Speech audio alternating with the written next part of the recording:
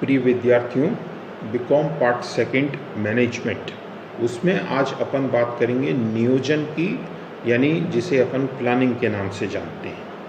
देखिए, शुरू में जब अपन ने प्रबंध का अर्थ पढ़ा था तो उसमें अपन ने प्रबंध को एक प्रक्रिया या प्रोसेस के रूप में डिफाइन किया था और ये बतलाया था कि प्रबंध में हम कुछ निश्चित कार्यों को संपन्न करते हुए अपने उद्देश्य प्राप्ति का प्रयास करते हैं। तो ये जो निश्चित कार्य हैं, इनकी शुरुआत नियोजन से होती है। यानी प्रबंध का जो प्राथमिक पहला कार्य है वो नियोजन का ही होता है और उसी के बाद प्रबंध की आगे की कार्यवाही पूरी संपन्न की जाती है। तो नियोजन को आप इस रूप में बतला सकते हैं कि नियोजन जो है, यहीं से प्रबंध की यात्रा एक तरह से आरंभ होती है। जहाँ तक इसके मीनिंग या इसके अर्थ की बात है, तो देखिए, नियोजन का सीधा सा मतलब है, अपन सभी इस शब्द से परिचित हैं कि क्या किया जाना है, what is to be done, उसका पूर्व निर्धारण ही नियोजन है। यानी भविष्य में आपको क्या करना है, किस रूप में करना है, कैसे करना है, उसका वर्तमान में ही यदि आप निर्धारण कर लेते हैं, वर्तमान में ही उन सब चीज़ों को तय कर लेते हैं, निश्चित कर लेते हैं, तो यही नियोजन कहलाता है, प्लानिंग कहलाता है। तो प्लानिंग की आवश्यकता न केवल आपको व्यावसायिक क्षेत्र में है, बल्कि जीवन के हर क्षेत्र में हम नियोजन करते हैं, प्लानिंग करते हैं। कोई भी महत्वपूर्ण कार्य करते हैं तो उससे पहले हम सभी प्रकार की योजनाएं बनाते हैं, जिससे कि आगे का कार्य हमारा जो है वो सुगम हो जाए, आसान हो जाए। तो यदि आप नियोजन को डिफाइन करना चाहें तो आप इस रूप में डिफाइन कर सकते हैं कि यह एक बौद्धिक कार्य है, मेंटल वर्क है, जिसमें संस्था के उद्देश्यों के निर्धारण के साथ साथ उन उद्देश्यों की प्राप्ति हेतु किए जाने वाले आवश्यक कार्य, उन उद्देश्यों की प्राप्ति के लिए संसाधनों के एकत्रीकरण और क्रियाविधि आदि का पूर्व निर्धारण किया जाता है। यानी हमारे क्या ऑब्जेक्टिव्स होंगे, हम उनको कैसे अचीव करेंगे, उनको अचीव करने के लिए किन किन संसाधनों की हमें आवश्यकता होगी, उनकी व्यवस्था हम कैसे करेंगे और हमारा क्या प्रोसीजर रहेगा, क्या कार्यविधि रहेगी, इन सब चीज़ों के बारे में निर्धारण करना, पूर्व निर्धारण करना ही नियोजन है, प्लानिंग है। तो ये प्रबंध का पहला प्रमुख कार्य माना जाता है। अब यदि अपन इसकी विशेषताओं की बात करें तो देखिए, नियोजन जैसा अभी अपन ने देखा, प्रबंध का प्राथमिक कार्य है, प्राइमरी फंक्शन है। और जब हम संस्था के उद्देश्यों का निर्धारण करते हैं और उन उद्देश्यों को हम किस तरह से प्राप्त करने की योजनाएं बनाते हैं, उसकी कार्यविधि निर्धारण करते हैं, तो यहीं से एक तरह से प्रबंध जो है वो आरंभ होता है। इसीलिए इसको प्रबंध का प्राथमिक प्राइमरी फंक्शन माना जाता है। फिर दूसरी बात कि नियोजन जो है ये सर्वव्यापी होता है, इट इज़ परवेसिव। परवेसिव का मतलब ये है कि किसी भी संस्था में ऐसा नहीं है कि नियोजन की आवश्यकता आपको सीमित विभागों में या सीमित स्तरों पर ही पड़ती हो। संस्था के सभी विभागों में, संस्था के सभी स्तरों पर नियोजन का कार्य जो है वो आवश्यकता रखता है, अपना महत्व रखता है। ऐसा नहीं है कि ये सिर्फ टॉप मैनेजमेंट का ही कार्य है और वहीं तक सीमित है, बल्कि जहाँ पर कार्य संपन्न किया जाता है, यानी जिसको अपन सुपरवाइजरी लेवल कहते हैं, वहाँ भी नियोजन है। ये बात अलग है कि टॉप लेवल पर नियोजन की प्रकृति आपको अलग रूप में देखने को मिलती है, लोअर लेवल पर आपको अलग रूप में नियोजन देखने को मिलता है, लेकिन इसकी सर्वव्यापकता है, यानी हर स्तर पर इसकी मौजूदगी होती है। फिर तीसरी बात कि उद्देश्यपूर्ण होता है, प्लानिंग इज पर्पसफुल, यानी ये अपने आप में कोई उद्देश्य नहीं है, लेकिन उद्देश्य क्या हैं या उद्देश्यों की प्राप्ति क्या, किस तरीके से हम कर सकते हैं, उसका निर्धारण ही प्लानिंग है, नियोजन है। यानी जो भी हम प्लानिंग कर रहे हैं वो किसी खास मकसद या उद्देश्य को ध्यान में रखकर हम करते हैं। यानी प्लानिंग करने के पीछे आपका एक निश्चित पर्पस होता है, एक निश्चित उद्देश्य होता है। और फिर प्लानिंग जो है ये एक कंटिन्यूअस प्रोसेस है, एक सतत प्रक्रिया है। यानी हम ये कई बार भ्रम पाल लेते हैं कि जब संस्था स्थापित होती है केवल उसी समय प्लानिंग की आवश्यकता होती है, बाद में नियोजन की कोई आवश्यकता महत्व नहीं है। लेकिन ये निरंतर चलने वाली प्रक्रिया है। यानी जब तक संस्था कार्यरत रहेगी निरंतर आपको योजनाएं बनानी होंगी। कुछ योजनाएं आपकी अल्पकालीन कुछ समय के लिए होती हैं, कुछ योजनाएं आपकी दीर्घकालीन लंबे समय की होती हैं। तो संस्था स्थापित करने से पहले ही नियोजन का कार्य आरंभ हो जाता है और जब तक संस्था चल रही है नियोजन का कार्य निरंतर चलता रहता है। तो इसलिए इसको ये मानना कि ये कुछ समय का ही एक कार्य है, ये गलत है। फिर नियोजन जो है ये एक बौद्धिक प्रक्रिया है, मेंटल प्रोसेस है। मेंटल प्रोसेस से मतलब है कि देखिए नियोजन में आपको कोई भी कार्य फिजिकली दिखता नहीं है, यानी भौतिक रूप में आप कोई परिवर्तन नहीं देख पाते हैं, लेकिन सारा का सारा कार्य जो है वो बौद्धिक रूप में संपन्न किया जाता है। यानी आप जो कुछ भी नियोजन के अंतर्गत कर रहे हैं वो कागजों में चाहे हो लेकिन भौतिक रूप में कुछ भी नहीं है, सारा का सारा मेंटल वर्क है। और इसी वजह से नियोजन जो है वो इसको हम टॉप मैनेजमेंट का काम मानते हैं। फिर नियोजन जो है वो फ्यूचरिस्टिक होता है, भविष्योन्मुखी होता है।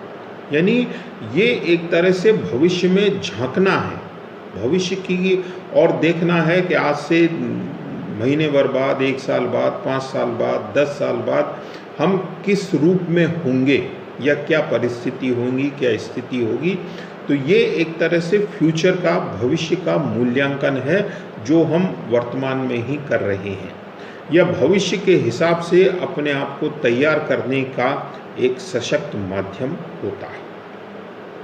फिर प्लानिंग जो है ये टाइम बाउंड है, समयबद्ध है। देखिए जब तक नियोजन में आप समय का इनपुट नहीं रखेंगे, समय तत्व को आप इसमें शामिल नहीं करेंगे, नियोजन का महत्व जो है वो बहुत सीमित हो जाता है, बहुत कम हो जाता है। क्योंकि जो कुछ भी आप कर रहे हैं, जो भी आप योजनाएं बना रहे हैं, उसमें ये बात अवश्य सम्मिलित होनी चाहिए कि ये कार्य कितने समय में हमको पूरा करना है, इसकी कार्यविधि कितने समय में संपन्न हो जानी चाहिए, या संपन्न हो जाने का आप एक मंशा रखते हैं। तो समय तत्व जो है वो इसमें अपना एक विशेष महत्व रखता है। फिर नियोजन जो है ये एक बहुत व्यापक टर्मिनोलॉजी है और डिसीजन मेकिंग वो इसी का ही एक पार्ट है, इसी का एक हिस्सा है। डिसीजन मेकिंग को आगे अपन अलग से भी विस्तार से पढ़ेंगे, लेकिन डिसीजन मेकिंग क्या है, ये प्लानिंग का ही पार्ट है। यानी नियोजन में हम यही तो तय कर रहे हैं कि हम भविष्य में क्या करेंगे, कैसे करेंगे, किस तरीके से करेंगे, हमारी क्या स्ट्रेटेजी, रणनीति होगी। तो ये सब क्या है, आप डिसीजन ही ले रहे हैं, निर्णय ही ले रहे हैं। तो इसलिए डिसीजन मेकिंग को हम नियोजन का पार्ट मानते हैं। तो ये तो इसकी कैरेक्टरिस्टिक्स हुई नियोजन की, कि नियोजन क्या है, किसे कहते हैं, क्या इसकी विशेषताएं। देखिए जहाँ तक इसकी इम्पोर्टेंस की बात है, तो इसकी इम्पोर्टेंस इस रूप में है कि जितना आप व्यापक विस्तृत नियोजन कर लेते हैं उतना ही आगे का कार्य आपका जो है वो सुगम आसान हो जाता है। विस्तृत प्लानिंग जो है वो आगे के मार्ग को बहुत सुगम बना देती है, आपके उद्देश्य प्राप्ति जो है वो बहुत आसान हो जाते हैं। तो इसकी जो इम्पोर्टेंस है वो आप इस रूप में बतला सकते हैं कि ये एक तो उद्देश्यों की स्पष्ट व्याख्या करता है, यानी संस्था क्या उम्मीद करती है, संस्था क्या प्राप्त करना चाहती है। तो जब उद्देश्यों की स्पष्ट व्याख्या है तो संस्था के जितने भी कर्मचारी हैं, कार्मिक हैं, उनको भी संस्था के उद्देश्यों के बारे में भली भांति पता लग जाता है। वो भी उनकी प्राप्ति के लिए जब स्पष्ट उद्देश्य हैं तो आसानी से कार्य कर पाते हैं। तो इसका असर, इसका प्रभाव क्या होता है कि संस्था को अपने उद्देश्य प्राप्ति में आसानी रहती है। अगर मान लीजिए संस्था के उद्देश्य ही कंफ्यूजिंग है तो फिर आप किसी कर्मचारी से उम्मीद नहीं कर सकते हैं कि उसका क्या रोल होना चाहिए। फिर अगर प्रॉपर प्लानिंग है तो उससे क्या है कि अनसर्टेनिटी में कमी आती है, अनिश्चितता में कमी आती है। देखिए, अनिश्चितता कब उत्पन्न होती है? अनिश्चितता जब ही उत्पन्न होती है जब आप उसके बारे में पहले से तैयार नहीं हो, पहले से आपने कोई प्लानिंग नहीं करी हो। लेकिन पहले से यदि आप प्लान करते हैं तो भविष्य में जो भी परिस्थिति, वातावरण उत्पन्न होता है, बनता है, उसका आप अच्छी तरह से सामना करने की स्थिति में होते हैं। फिर परिवर्तन के हिसाब से ये संस्था को तैयार करती है, कार्मिकों को तैयार करती है, क्योंकि परिवर्तन जो है आज हम जानते हैं कि ये एक तरह से एक लाइफ का ही पार्ट है। परिवर्तन निरंतर हो रहे हैं और आगे भी होते रहेंगे, तो इसलिए हमको परिवर्तन के हिसाब से तैयार रहना होता है। तो भविष्य में जो परिवर्तन हो सकते हैं उनको ध्यान में रखकर ही हम योजनाओं का निर्माण करते हैं, तो इससे परिवर्तन को आसानी से हम संस्था में लागू करने की स्थिति में होते हैं। तो जब आप अच्छी तरह से परिवर्तन को लागू कर पाते हैं तो उसका असर ये पड़ता है कि आपकी जो संस्था के संसाधन हैं उनका आप बेटर यूटिलाइजेशन, सही प्रयोग करने की स्थिति में होते हैं। संसाधनों का दुरुपयोग जो है वो नहीं होता है, किफ़ायत बढ़ती है, यानी संस्था में मितव्ययता जो है वो बढ़ती है। फिर कंपटीशन को फेस करना, प्रतिस्पर्धा का सामना करना, क्योंकि आज का ज़माना जो है वो हम मानते हैं कि पूरी तरह से कंपटीशन का ही है। तो प्रतिस्पर्धा के लिए अपने आप को तैयार करना या प्रतिस्पर्धा में आगे निकलना, उसके लिए नियोजन जो है उसका विशेष महत्व है, क्योंकि नियोजन जो है वो सिर्फ आपकी तैयारी है। आपने अपने आप को किस तरह से तैयार किया है प्रतिस्पर्धियों का सामना करने के लिए, परिस्थितियों का सामना करने के लिए। तो अच्छा नियोजन है तो आप प्रतिस्पर्धा का भी अच्छी तरह से सामना करने की स्थिति में होते हैं। फिर जब देखिए प्रॉपर नियोजन होता है, संस्था के उद्देश्य स्पष्ट हैं, सभी कार्मिकों को पता है, तो उसका असर ये होता है कि कार्मिकों में अच्छे मानवीय संबंध स्थापित हो पाते हैं। उनमें आपसी कोऑर्डिनेशन, समन्वय रहता है, आपसी तालमेल रहता है। उसकी वजह से क्या है कि संस्था एक सौहार्दपूर्ण वातावरण में कार्य कर पाती है। अन्यथा क्या होगा कि जहाँ कन्फ्यूज़न होता है वहाँ कार्य ठीक प्रकार से नहीं होता है, व्यक्ति एक दूसरे पर दोषारोपण करते हैं और उससे उनके संबंध खराब होते हैं, संस्था का वातावरण बिगड़ता है। लेकिन अगर अच्छा नियोजन है, सबको पता है कि उनसे क्या उम्मीदें हैं, तो फिर अच्छा कार्य वातावरण जो है वो तैयार हो पाता है। अच्छा कार्य वातावरण तैयार है, सबको अपनी रोल, अपनी भूमिका का पता है, तो आप अच्छी तरह से डिसेंट्रलाइजेशन यानी विकेंद्रीयकरण को कर सकते हैं। आप डेलीगेशन को आसानी से कर सकते हैं, क्योंकि विकेंद्रीयकरण और सत्ता का प्रत्यायोजन दोनों के लिए ये जरूरी है कि पहले संस्था में उचित वातावरण हो, कर्मचारी, कार्मिक जो हैं इसको स्वीकार करने के लिए तैयार हों। दोनों में यानी उच्च अधिकारी और निम्न अधिकारी के मध्य एक बढ़िया अंडरस्टैंडिंग हो, तो ये जरूरी है। फिर निर्णयन का आधार है डिसीजन मेकिंग में के लिए ये नियोजन जो है ये बहुत महत्वपूर्ण होता है, क्योंकि आपकी नियोजन के हिसाब से ही निर्णय लिए जाते हैं। तो उसका अगर प्रॉपर प्लानिंग है तो आपको उतावले निर्णय, जिनको अपन हेस्टी डिसीजंस बोलते हैं, उनकी ज़रूरत नहीं पड़ती है। और अगर प्रॉपर प्लानिंग है तो उस प्लानिंग के अकॉर्डिंग आप ये देख सकते हैं संस्था का सही प्रकार से संचालन हो रहा है या नहीं हो रहा है, यानी कंट्रोल का कार्य जो है वो सुगम हो जाता है। तो मैनेजमेंट का जो अंतिम कार्य है कंट्रोल, वो भी बहुत कुछ निर्णय डीसी इस पे प्लानिंग पर डिपेंड करता है कि आपकी कितनी अच्छी प्रॉपर प्लानिंग है।